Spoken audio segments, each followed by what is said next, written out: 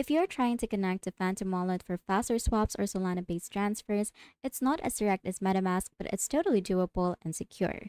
Here's how. First, go into your Kraken account and withdraw your Solana by going or tapping this withdraw button right here. You will need your Phantom Wallet address, which you can copy by opening the Phantom extension or mobile app and tapping on deposit. But in the new updated version of Phantom, you can just click on your account right here and then choose which one you want. For me, I'm going to choose Solana asset and then copy my address. Now from here, go back to Kraken and then click on Solana once again. And then just type in the withdrawal address or just copy paste it.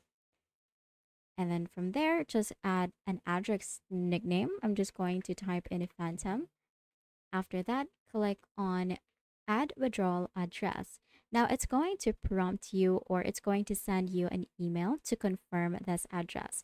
So we're going to check our Gmail inbox and then I'm going to confirm this withdrawal access by clicking on confirm address. After that, your address will be confirmed. While there's no native connect button between the two, this manual method is the current best practice in 2025. You're moving SOL off a centralized exchange and into a decentralized wallet where you can stake, swap, or interact with the apps. Just double check that you're withdrawing on a Solana network, not wrapped assets on Ethereum or another chain.